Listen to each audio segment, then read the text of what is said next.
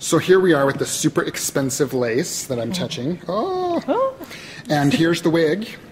And you can see here that there's like stubble on the front end because you cut the front end off. It's laying on the table. Yep, here it is. Dead wig. It's going to get ventilated in. Excellent. And you've started pinning this on here, but you've been doing it very carefully. What are you trying to do? This is a process that's very similar to draping a costume. What I'm doing is making a two-dimensional piece of lace into a three-dimensional object, which is cool. It's one of my favorite things about my job. I think it's the best part. So what I've done is I've laid it down to a curve. I've made sure that this around the hairline, because this is our hairline, and so all of this space is the space that we will be ventilating, which we'll talk about in a minute. And so basically I'm going to be draping this piece of lace so that it lays flat across this curved surface. And our stubble here is so that I can finish the edge because this lace is very delicate.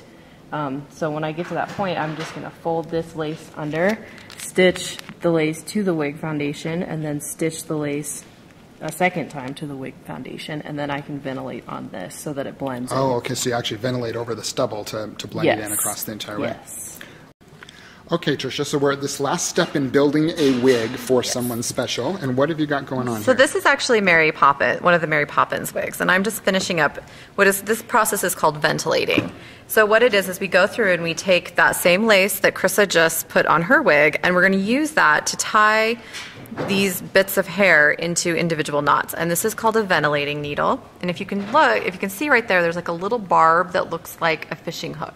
So if you think about it as like a little fishing hook, and this is just like a very tiny version of latch hooking, is probably the closest thing if you think about it that way. So you take your hair and you put it in a little loop like this, and then you can see there's these little cells. I don't know if you can see that where the red is right there. There's little cells. And you're going to go through with the ventilating needle, and you're going to grab just one or two hairs, tie it in a little knot wrapped around, and pull it. And that's how you do it. And you just go over and over again, like this, on this side, until you fill in all the space, and that will make it look like a natural hairline. And this process takes about 12 to 16 hours on the way that we're building these wigs. Now, sometimes you want to build an entire wig this way, and that takes about 40 hours plus to build one like that. But most of the time, we can do just fine with just taking a hard front wig and making it a lace front wig this way.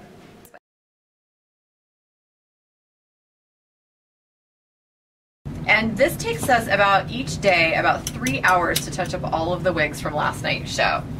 So we use predominantly human for this show, which is really great. And you can treat it just like human hair. We use hairspray in it. Like I said, you can use heat on it with a curling iron.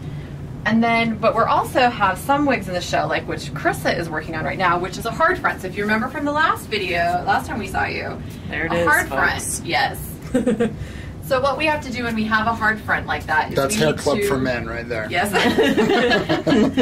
Well, we want to try to cover that line so it looks a little more natural. So when you can see, this is the one that went on last night. So he's a little messy. This is the one that was done the day before, and he hasn't gone on yet. So what Chris is going to do is make this one look like that one. Excellent.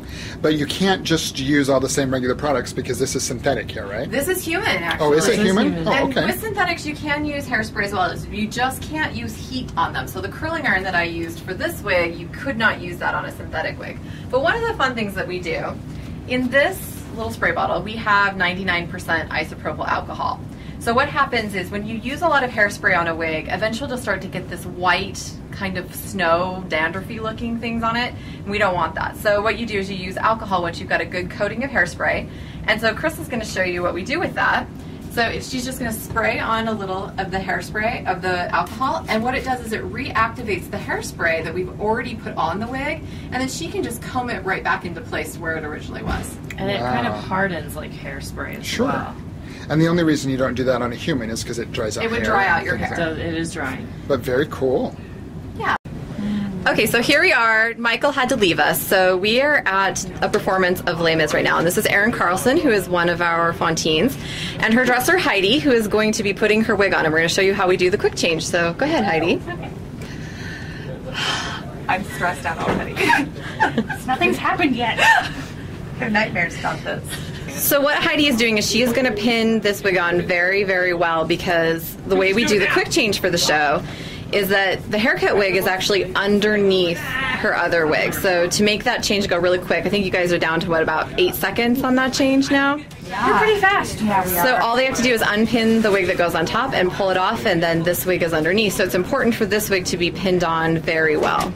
It also has to survive a cat fight and throwing her around the stage, which is extra fun. And I do love that cat fight.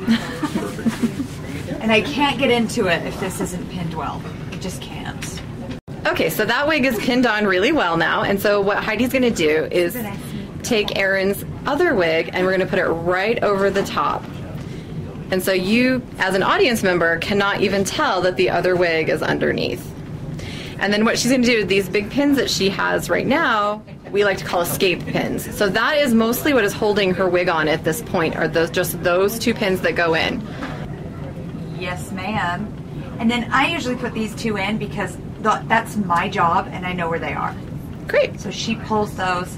And then you do the 2 in the front, and then the wig just comes off the back. Yes. Great.